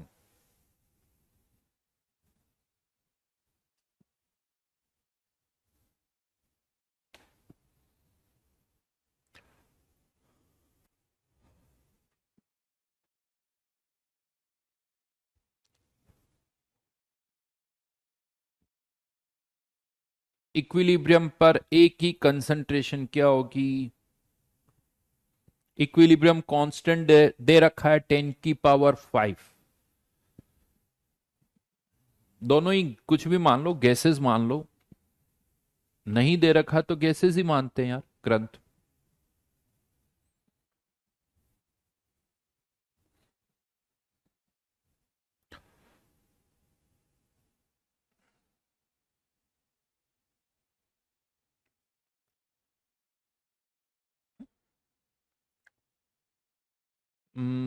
आंसर्स आ तो रहे हैं कुछ। एक आंसर दिख रहा है उदित का 1/3। उदित के अलावा स्वपन का आंसर दिख रहा है 4 × 10⁻⁵। देवज्ञ का आंसर दिख रहा है 2 × 10⁻⁵।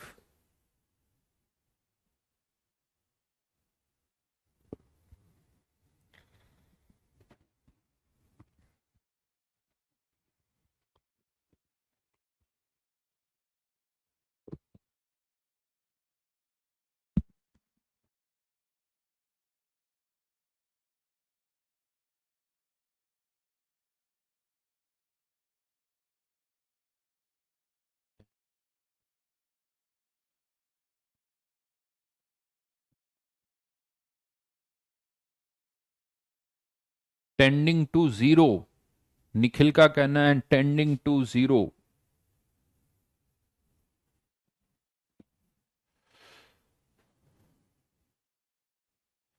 अविरल का आंसर 2 / 10⁵+2।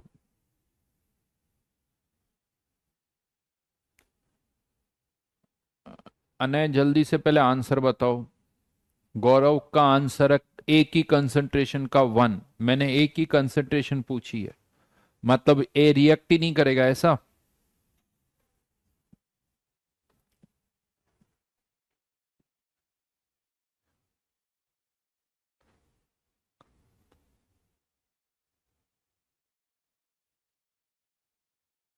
ग्रंथ ने कुछ लिखा है।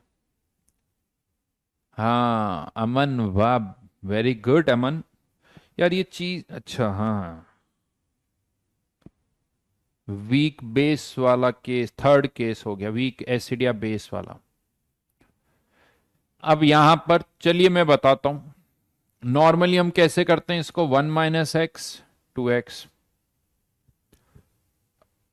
बी की कंसंट्रेशन का स्क्वायर तो 2x का square upon 1 - x equals to 10⁵। अब अगर हम इसको सॉल्व करें तो 4x² plus 10⁵x minus 10⁵ equals to 0। x equals to 10⁵ plus minus, plus ही यूज होता है आप सबको पता है, 10⁵b² यानी 10⁵10 प्लस 4b² -4ac होता तो माइनस माइनस प्लस, ये 10⁵ डिवाइडेड बाय 2। अब यहां पर देखें तो ऐसा लगता है कि 10⁻10 के रेस्पेक्ट में ये वैल्यू तो बहुत कम है, तो इसको नेगलेक्ट कर दो। लेकिन जैसे हम इसको नेगलेक्ट करते तो हमारा x ही 0 आ जाता है, x ही 0 आ जाता है। ये ऐसा इसलिए हो रहा है समथिंग लाइक दिस कि लेट से मैं कहता हूं 1000 - 1000 -1। अब यहां पर क्या हो रहा है, पहले आप कह दो नहीं सर 1000 के रेस्पेक्ट में 1 तो बहुत कम है, तो एक काम करो 1 को नेगलेक्ट कर दो, फिर 1000 - 1000 0 हो गया। तो यहां पर अब ये 1 नेग्लेक्ट नहीं हो सकता, क्योंकि जो भी डिफरेंस है इस 1 के कारण ही आ रहा है। इस 1 को आप नेग्लेक्ट नहीं कर सकते हो, यानी यहां पर भी जो भी डिफरेंस है इसके कारण आ रहा है। दो ये वैल्यू इसके रेस्पेक्ट में बहुत कम है, लेकिन आप इसको नेग्लेक्ट नहीं कर सकते। तो फिर क्वेश्चन आता है करें क्या, फिर क्या करें, नेग्लेक्ट नहीं करें तो। अब बताओ क्या करें। बाइनोमियल एक्सपांशन करना होगा। बाइनोमियल एक्सपांशन, 10 की पावर 10 कॉमन लिया तो बाहर 10 की पावर 5, यहां पर 1 और यहां 4 इंटू 10 की पावर -5 की पावर हाफ डिवाइडेड बाय, थोड़ा मैंने गलत कर दिया, यहां पर 4 है तो ये 4, रुको रुको रुको, मैंने कुछ गड़बड़ की है। हाँ यार, यहां पर 4ac, तो ये 4 और आएगा, और डिनोमिनेटर में यहां पर 2a आता है तो 2 इंटू 4 और आएगा। ठीक है, तो यहां पर ये वैल्यू हो जाएगी 16 और यहां पर ये हो जाएगा 8। अब बिल्कुल सही है, ये शायद पहले भी हम कर चुके हैं। और अब बाइनोमियल एक्सपांशन लगा दो, प्लस 10 की पावर 5, क्योंकि ये x की वैल्यू बहुत कम है, 16 इंटू 10 की पावर -5, तो हायर ऑर्डर टर्म को नेग्लेक्ट कर दो तो 1 प्लस nx बचेगा, x स्क्वायर वाली टर्म नेग्लेक्ट कर दो तो 8 इंटू 10 की पावर -5 अपॉन 8, ब्रैकेट को ओपन करो तो ये 1 इससे कैंसिल आउट हो जाएगा, 10 की पावर 5, 10 की पावर 5, 10 की पावर +5, 10 की पावर -5, ये 1, ये आंसर आ गया 1।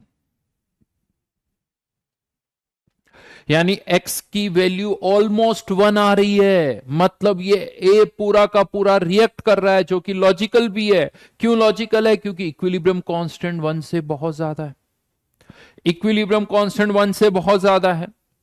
लेकिन अब क्वेश्चन ये आता है कि सर चलो ये तो समझ में आ गया कि ये रिएक्शन पूरी फॉरवर्ड में चली जाएगी, लेकिन क्या इसका मतलब ए की कंसंट्रेशन 0 बोल सकते हैं? तो आप ए की कंसंट्रेशन को 0 नहीं बोल सकते। बट इस तरीके से जब हम कर रहे हैं तो हमारी ए की कंसंट्रेशन 0 आ रही है। एक्चुअली ये एक्स की वैल्यू 1 नहीं है, ये ऑलमोस्ट 1 है, 0.99999, लेकिन हमने अप्रोक्सीमेट कर लिया तो वो 0.999991 हो गया, और 1 - 1 0 हो गया। और अच्छा खासा टाइम भी लग रहा है, बाइनोमियल सॉल्व करनी पड़ रही है। तो अब मैं आपको इसका दूसरा तरीका बताता हूं। ऐसे नहीं करेंगे हम इसको। हम इस क्वेश्चन को कैसे सॉल्व करेंगे? ये बहुत आसान है, इतना डिफिकल्ट नहीं है। बट क्या करना है आपको, एक स्टेटमेंट हम सभी बोलते हैं, equilibrium can be achieved from any direction. ये सब बोलते हैं, यूज कोई नहीं करता है। Equilibrium can be achieved from any direction. तो यहां पर अब आप क्या करो, क्वेश्चन में दे रखें कि इसकी कंसंट्रेशन 1 है, आप पहले इसको पूरा रिएक्ट करवा दो, और इसकी कंसंट्रेशन जो 1 थी, इससे बी की कंसंट्रेशन कितनी हो जाएगी 2, मतलब 1 मोल से बी के कितने बन जाएंगे 2 मोल। अब आप इस क्वेश्चन को एक नई डायरेक्शन दो और आप ये बोलो कि आपने कंटेनर में ए नहीं बी डाला है, आपने कंटेनर में ए नहीं बी डाला है। अब आपके पास दो तरीके हैं, या तो आप इस रिएक्शन को उल्टा करके लिख दो। जब आप रिवर्स करके लिख दोगे तो इक्विलिब्रियम कांस्टेंट जो 10 की पावर 5 है वो -5 आ जाएगा। लेकिन हम रिवर्स करके नहीं लिखेंगे। अब हम यहां पर ये बोल रहे हैं कि कंटेनर में हमने ए नहीं, ए की जगह क्या ए नहीं डाला है, क्या डाला है बी डाला है, और इस बी से थोड़ा बहुत ए बनेगा, बी से कुछ ना कुछ ए बनेगा, तो 2 - x, तो यहां पर आ जाएगा x/2। लेकिन ये इक्विलिब्रियम कांस्टेंट क्या बता रहा है कि ए की बी में कन्वर्ट होने की टेंडेंसी बहुत ज्यादा है, क्योंकि इसका इक्विलिब्रियम कांस्टेंट 1 से ज्यादा है, मतलब ए की बी में कन्वर्ट होने की टेंडेंसी बहुत ज्यादा है। इसका मतलब बी की ए में कन्वर्ट होने की टेंडेंसी बहुत कम है, यानी बी की अमाउंट जो ए में कन्वर्ट होगी वो बहुत कम होगी।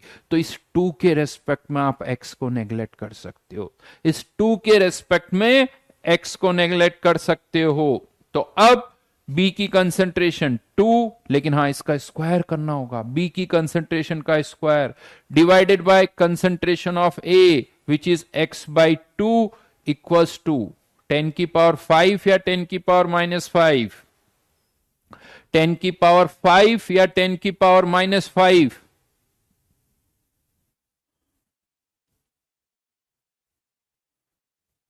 बोलिए, 10⁵ लिखें या 10⁻⁻5 लिखें? क्योंकि अभी भी हम रेशियो b अपॉन ए ही ले रहे हैं, चाहे a से b बने b से a बने, रेशियो b अपॉन a है तो ये 10⁵ ही होगा। x/2 इक्वल्स टू 4 इंटू 10⁻⁻5, और ये x/2 ही क्या है, कंसंट्रेशन ऑफ ए। तो यहां से ए की कंसंट्रेशन निकल के आ गई जो कि 1 से बहुत कम है, 4 इंटू 10⁻⁻5। यानी आप कह सकते हो सर ये तो ऑलमोस्ट जीरो ही है। देखो जीरो तो है लेकिन जीरो बोलेंगे नहीं, आंसर तो यही देना पड़ेगा आपको, 4 इंटू 10⁻⁻5,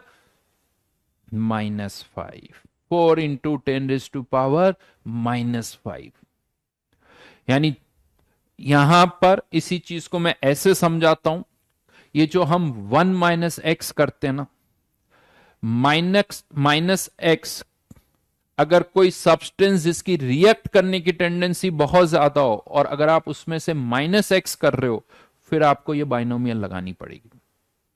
तो जब भी कभी ऐसा हो कि कोई क्वेश्चन आपको दिया जाए और उसमें लेट्स से, जैसे इसी का एग्जांपल ले रहा हूं, एक के आपने मोल्स डाले और आपने देखा कि एक की रिएक्ट करने की टेंडेंसी बहुत ज्यादा है, तो जिसकी रिएक्ट करने की टेंडेंसी बहुत ज्यादा है उसमें से कभी -x मत करो। जिसकी रिएक्ट करने की टेंडेंसी बहुत ज्यादा, उसके मोल्स दे रखे हैं, तो उसको पहले पूरा रिएक्ट करवा दो। जैसे यहां पर ए की रिएक्ट करने की टेंडेंसी बहुत ज्यादा थी, हमने ए को पहले पूरा रिएक्ट करवा दिया। फिर -x किस में से करो, जिसकी रिएक्ट करने की टेंडेंसी बहुत कम हो। जिसकी रिएक्ट करने की टेंडेंसी कम हो उसमें से -x करो, जिसकी रिएक्ट करने की टेंडेंसी ज्यादा है उसमें से -x करोगे तो हमेशा, और सॉल्व ही नहीं होगा क्योंकि तो बाइनोमियल लगाने के बाद भी इसकी कंसंट्रेशन तो नहीं आ रही ना। तो जिसकी रिएक्ट करने की टेंडेंसी बहुत ज्यादा है पहले उसको पूरा रिएक्ट करवा दो, फिर क्वेश्चन को बदल दो। ये सोचो कंटेनर में आपने ए नहीं डाला, कंटेनर में आपने बी डाला है, अब बी से ए बनेगा लेकिन बी की रिएक्ट करने की टेंडेंसी बहुत कम है, तो इसमें से एक्स को नेग्लेक्ट कर दो तो आपके पास आंसर आ जाएगा। ये अच्छी तरह से याद रखना, और यही प्रॉब्लम है। इसी के कारण बहुतों को ये प्रेसिपिटेशन वाले क्वेश्चन समझ में नहीं आते, और इसमें भी प्रॉब्लम क्या होती है, थोड़ा बहुत समझ भी लेते हैं तो यहाँ 10⁵ की जगह 10⁻⁻5 लिख देते हैं साहब, तो जो किया कराया है उस सब पर पानी फिर जाता है कि 10⁵ की जगह -5 क्यों, क्योंकि सर रिएक्शन पीछे जा रही। अरे रिएक्शन पीछे जा रही इससे कोई मतलब नहीं है, अभी भी आप b अपॉन a ले रहे हो तो ये तो 10⁵ ही रहेगा। ये सब केमिकल इक्विलिब्रियम में मैं बता चुका हूं। यस बिल्कुल सही कहा तुमने, ये सब हम केमिकल इक्विलिब्रियम में ऑलरेडी डिस्कस कर चुके हैं।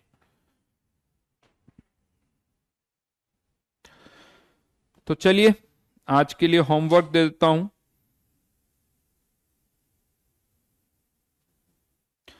जो कल वाला था बचा हुआ वो तो है ही है, ये जो बचा हुआ पार्ट है ये तो हम करेंगे ही करेंगे। इसके अलावा -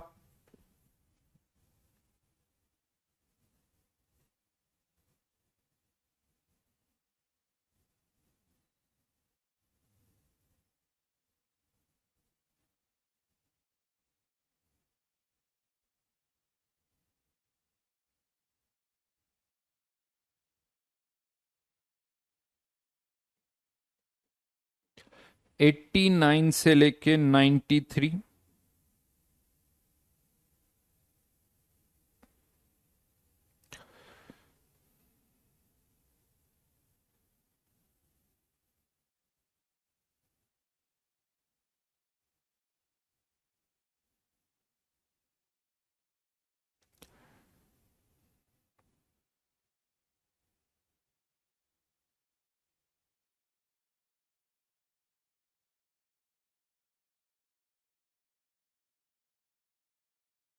और इधर कहां तक दिया, 68 से 70। चलो यही डिस्कस करेंगे नेक्स्ट क्लास में, फिर आगे बात करेंगे, है ना। कह सकते हो वीक बेस जैसा ही है, बिल्कुल सही कहा तुमने। ये वही वाली बात है कि अगर के 1 से बहुत ज्यादा है तो के बाई सी 1 से बहुत ज्यादा हो जाएगा, ये रिएक्शन पूरी फॉरवर्ड में चली जाएगी, अल्फा इसका 1 हो जाएगा, कह सकते हो। Bye bye.